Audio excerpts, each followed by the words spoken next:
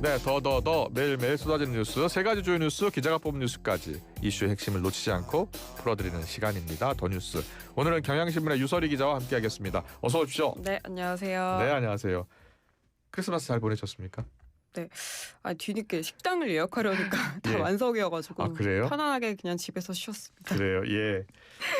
자, 오늘 첫 번째 소식은 어떤 소식입니까? 네, 첫 번째 뉴스는 개인정보 유출 사태에 대한 자체 조사 결과를 기습 발표한 쿠팡입니다. 아, 맞아요. 저도 어제 봤는데 네. 쿠팡이 자체 조사 결과를 발표한 거예요. 네. 음. 네, 크리스마스였던 어제 쿠팡이 개인정보 유출 사태에 대한 자체 조사 결과를 갑작스럽게 공개를 했습니다. 네. 쿠팡은 세계 최상위 수준의 사이버 보안 업체 3곳에 조사를 의뢰를 했고 그 결과 고객 정보를 유출한 전직 직원을 특정했다고 밝혔는데요. 그 쿠팡 설명에 따르면 이 직원은 재직 당시 취득한 내부 보안키를 탈취해 약 3,300만 명의 고객 정보에 접근했지만 실제로 저장한 정보는 3,000개 계정에 불과하다는 겁니다. 네. 그래서 저장된 정보에는 이름과 이메일 주소, 전화번호, 주소, 일부 주문 정보가 포함돼 있었다고 하고요. 네. 공동 현관 출입 번호는 2,609개가 포함돼 있었다고 합니다. 다만 결제 정보나 로그인 정보, 개인 통관 번호에는 접근하지 못했다고 쿠팡은 밝혔습니다. 예. 또 쿠팡 유출자는 관련 언론 보도를 접한 뒤에 저장해 두었던 정보를 모두 삭제했고 제3자에게 전달한 사실도 없다는 게 쿠팡 측 조사 결과인데요. 정리하면 쿠팡의 설명만 놓고 보면 실제적인 피해는 거의 없다는 주장입니다.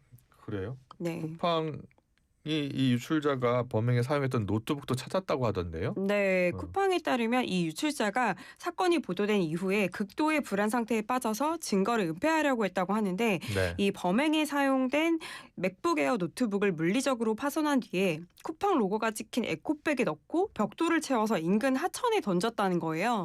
그래요? 그래서 이후에 이 쿠팡 측이 유출자가 제공한 지도와 설명을 토대로 해서 잠수부를 투입해서 이 해당 노트북을 하천에서 회수했다고 밝혔고요. 예. 이 노트북은 현재 경찰에 이미 제출된 상태입니다. 그래요. 예.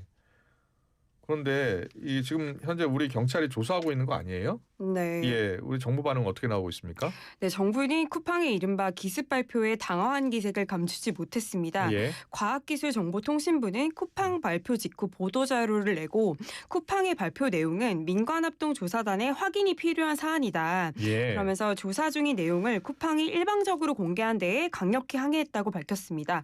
또한 유출 규모와 유출 경위에 대한 조사는 여전히 진행 중이라는 점도 분명히 했습니다. 아, 그러니까요. 지금 네. 수사가 진행 중이니까 네. 이 유출자를 찾았으면 경찰에 바로 신고했어야 되는 게 아니냐라는 비판이 나오는 거예요. 네, 그렇습니다. 현재 쿠팡이 민간합동조사의 주요 조사 대상인데요. 네. 그런 상황에서 쿠팡이 경찰보다 먼저 유력한 용의자를 먼저 접촉을 하고 그러니까요. 증거를 먼저 확보한 것 자체가 문제가 된다는 지적이 나오고요. 특히 증거가 오염될 가능성도 배제할 수 없다는 지적이 나옵니다. 아.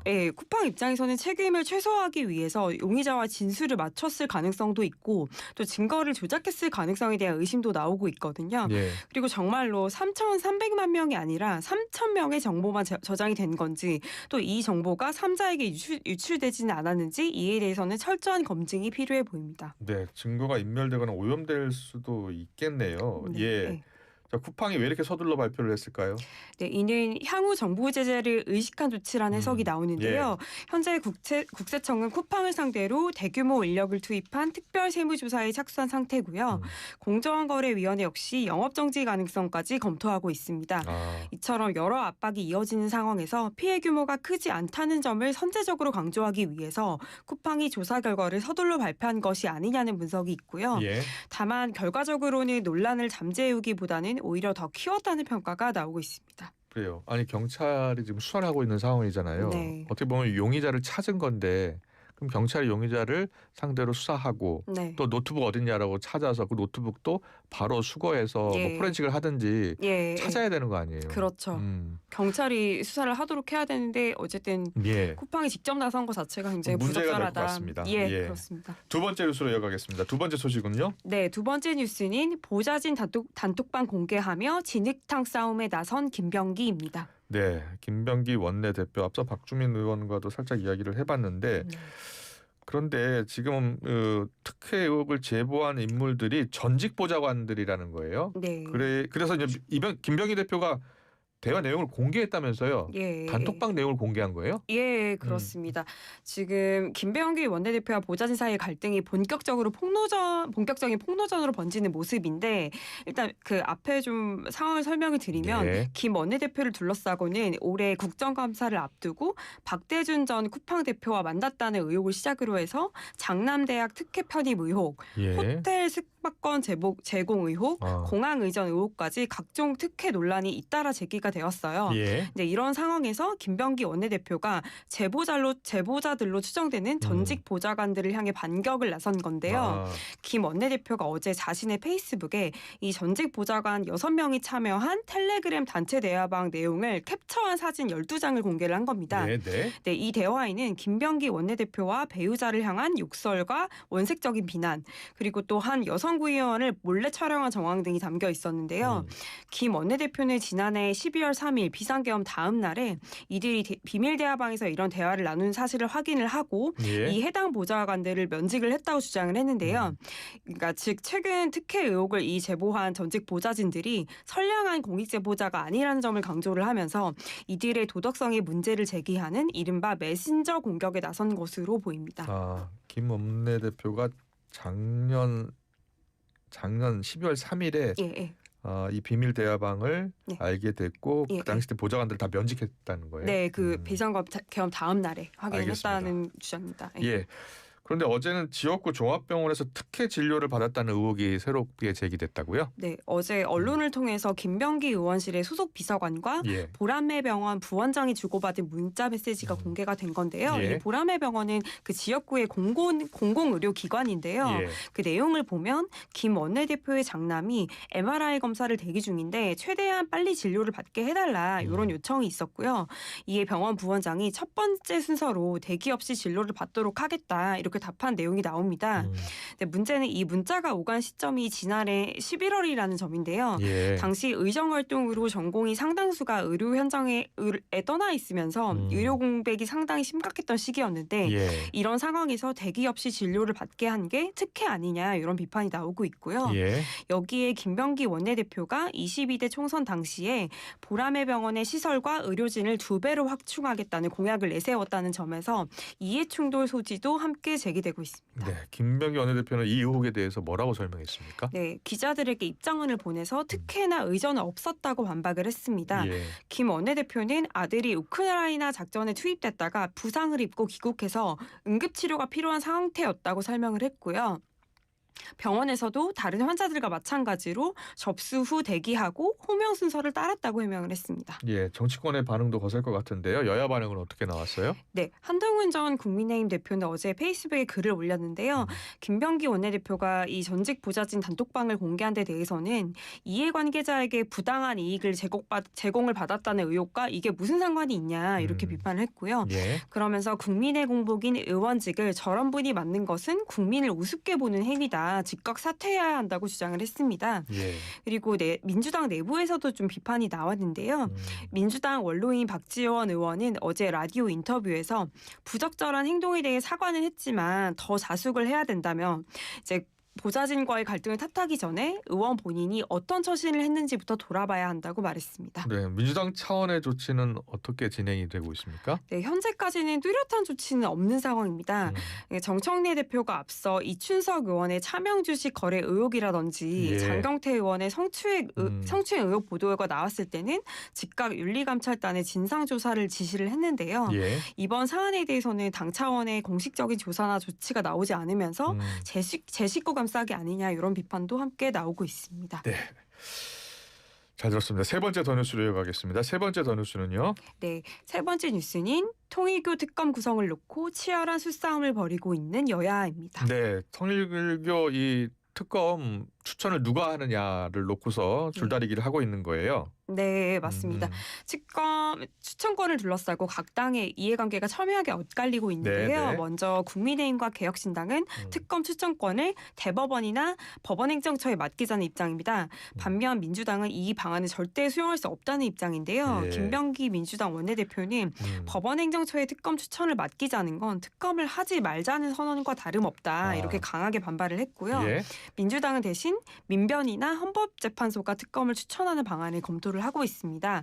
왜냐하면 이제 조희대 대법원장에 대해서 민주당이 부정적인 입장을 갖고 있는 만큼 예. 대법원이 특검을 추천하는 구조는 받아들이기 어렵다는 겁니다.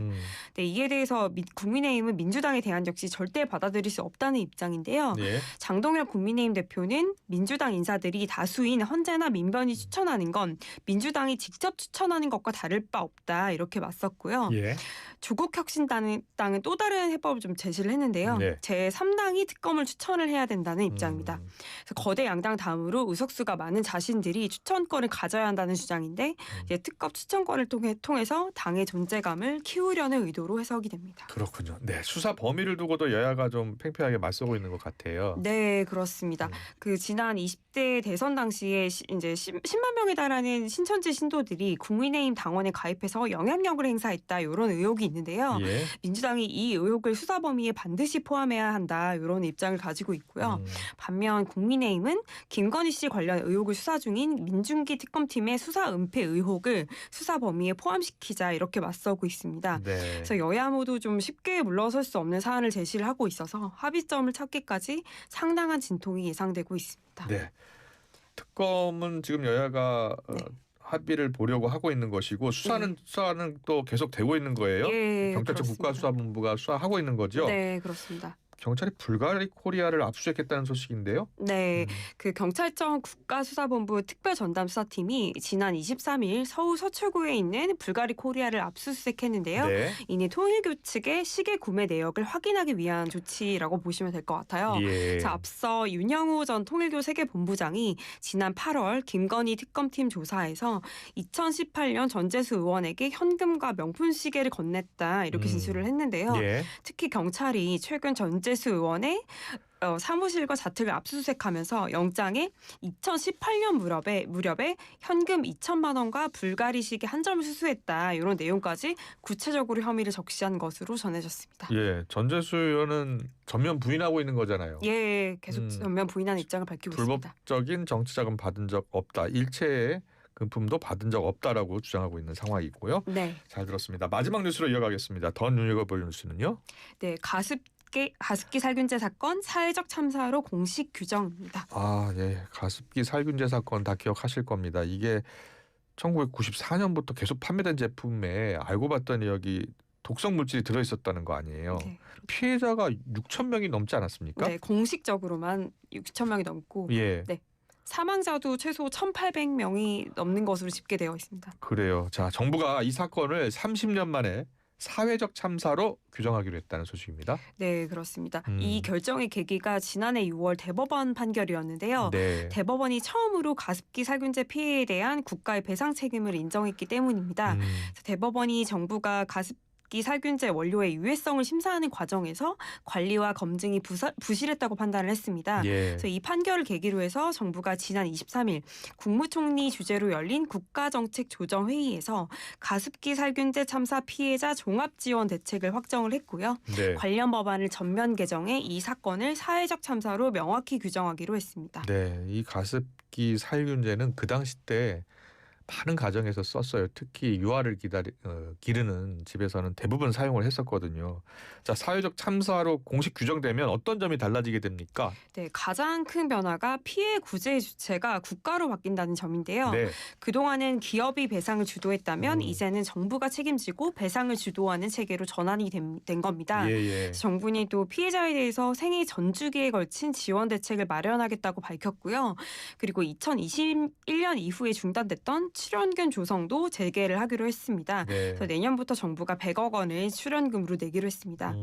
그래서 2011년에 이미 가습기 살균제가 폐에 치명적인 손상을 일으킨다는 그런 인과관계가 확인이 됐는데요. 네. 그럼에도 국가 책임이 공식적으로 인정되기까지는 15년이라는 시간이 걸린 셈입니다. 그렇네요. 예. 그래서 국민의 생명과 안전을 보호하는 것이 국가의 기본 책무인 만큼 늦었지만 이제라도 국가가 책임을 인정하고 나섰다는 점에서 의미가 크다는 평가가 나오고 있습니다. 네, 피해자분들이 고생 정말 많이 하셨어요. 기업을 상대로 싸워야 했거든요. 네. 정부가 뒤늦게라도 책임을 인정하고 후속 조치를 더 서둘러야겠습니다. 잘 들었습니다. 더 뉴스 경향신문 유설이 기자와 함께했습니다. 고맙습니다. 네, 감사합니다.